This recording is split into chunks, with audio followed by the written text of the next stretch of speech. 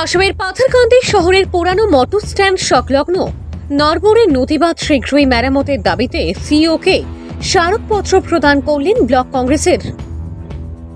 আসামের পাথারকান্দি শহরের প্রাণকেন্দ্র হিসাবে পরিচিত তাপাদারপাড়ার পুরানো মোটর স্ট্যান্ড তথা জামে মসজিদ সংলগ্ন লঙ্গাই নদীবাঁধটি সংস্কারের অভাবে গত দীর্ঘদিন ধরে ধুঁকছে।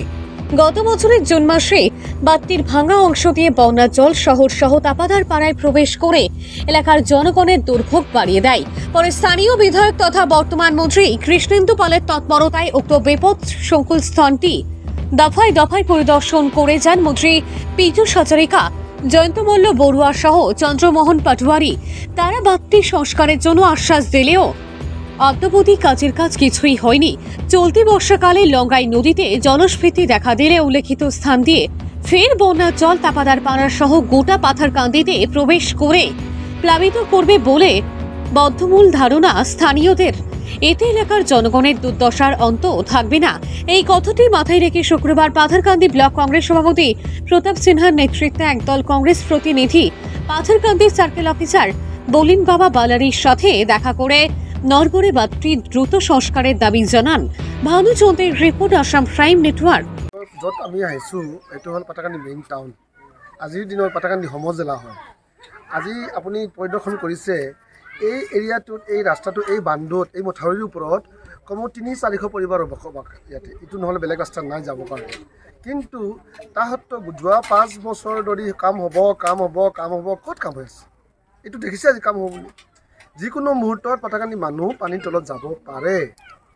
ইমান বেয়া অৱস্থা হৈছে, মাত্ৰ আধা মিটাৰ। আজিৰ দিনত আপুনি এই মথাউৰিটো আধা মিটাৰ টিকি থকা নাই।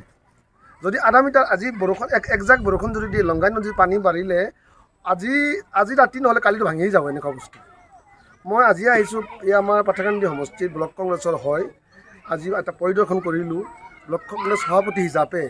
মই চাই কিনে এটা উপলব্ধি কৰিলোঁ। মানুহবিলাকে বহুত দিনৰ পৰা কমপ্লেইন কৰিছে, দাদা এবাৰ আহি চাই যাওক বস্তুটো। ইমান বেয়াকৈ আমি ৰাতি টোপনি মানুহবিলাকে ৰাতি টোপনি বৰষুণ দিলে বোলে টোপনি নাহে বোলে। কাৰণ মাত্ৰ আধা মিটাৰত এটা মথাউৰি কেনেকৈ বাচি থাকিব? কিন্তু ইমান দাবী দিয়াৰ পিছতো যোৱা ৩-৫ বছৰ ধৰি চৰকাৰে কামৰ এই বান্ধৰ গুৰুত্বই দিয়া নাই। আৰু ইয়াত কাম হৈছে বুলি ক'ত এইবিলাক কাম হৈছেনে? ইমান ডাঙৰ এটা পাটাকান্দি টাউন, আজিৰ দিনত সমজিলা মেইন টাউনত আজি যদি এই অৱস্থা, ৩০০-৪০০-৫০০ পৰিবাৰৰ বসবাস, এইটোৱে মেইন তাহাঁতৰ অহা যোৱাৰ কাৰণে। ৱাল ভাঙিব ধৰিছে, ঘৰ ভাঙি পৰিলে, স্কুলৰ ল'ৰা ছোৱালীবিলাক যাব পৰা নাই। এখন ব্ৰিজটো ইফালৰ পৰা সিফাল পাৰ হওঁতে কেনেকুৱা অৱস্থা দেখিছে আপুনি? মই আজি আপোনাৰ মাধ্যমে চৰকাৰক দাবী জনাওঁ, যিহেতু মই এজন ব্লক কংগ্ৰেছ সভাপতি হিচাপে মোৰ গুৰু দায়িত্ব এইটো যে মই মানুহবিলাক ৰাইজে কৈ আছিলে আপুনি এবাৰ পৰিদৰ্শন কৰিলোঁ। আজি মোৰ টীম লৈ কিনে আজি পৰিদৰ্শন কৰিলোঁ আৰু আহি দেখিলোঁ এটা ভয়ানক চিত্ৰ। ব্যৰ্থ মই ক'ব নালাগে। এই কামটো যে এতিয়া যিটো দেখিলে আপুনি নিজে আমাৰ লগত পৰিদৰ্শন কৰি আছে প্ৰায় ১-২ ঘণ্টা ধৰি। আৰু মানুহবিলাকে, স্কুলৰ ছোৱালী, বুঢ়া মানুহ, প্ৰেগনেণ্ট মহিলা, আজি কেনেকুৱা এটা মানে ভয়ানক পৰিস্থিতি সিহঁতে যে কৰি আছে। তাৰমানে এটা মথাউৰি বনাওঁতে ৫ বছৰ নালাগে নহয়, 10 বছৰ নালাগে নহয়। এই মথাউৰিটো আজি 10 বছৰ বনাব নোৱাৰিলে নে আপোনালোকে? আজি যদি এইটো ভাঙে, যে কালি পাটাকান্দি মানুহ লাখ মানুহৰ পানীৰ তলত যাব। কিমান গৰু ম'হৰ পৰা আৰম্ভ কৰি কিমান সম্পত্তি যে ধ্বংস হ'ব, সেইটো চৰকাৰে লক্ষ্য কৰা নাই। আৰু আমাৰ ইয়াৰে নেতা যিবিলাক আছে, নেতাবিলাক দেখা নাই। আহিলে দেখিলে যায়, পাহৰি যায়। কিন্তু ৰাইজে কিমান কষ্ট কৰি আছে। পাটাকান্দি মানুহৰ ৰাইজ আজি এবাৰ বহুতবাৰ হৈছে পাটাকান্দি, আগতো পানী মথাউৰি ভাঙি কিনে আগত হৈছে, মাজত হৈছে। কিন্তু এই 10 বছৰত একো কাম হোৱা নাই।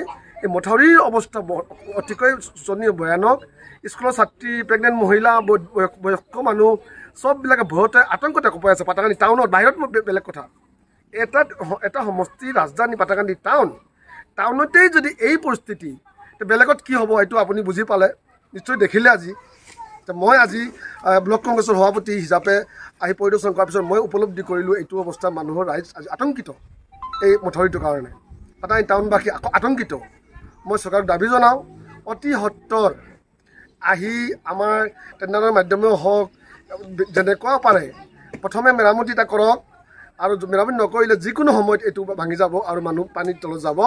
আৰু সম্পূৰ্ণ বান্ধটো বনাবৰ কাৰণে মই চৰকাৰ মহোদয়ৰ ওচৰত দাবী জনাইছোঁ, CM দাবী জনাইছোঁ। নহ'লে কি হ'ব, বাধ্য হৈ পাটাকান্দি ৰাইজ আমি ওলাম ৰাস্তাত ওলাম আৰু আমাৰ দাবীৰ কাৰণে আমি ৰাস্তাত ওলাই আমি প্ৰতিবাদ সাব্যস্ত কৰিম।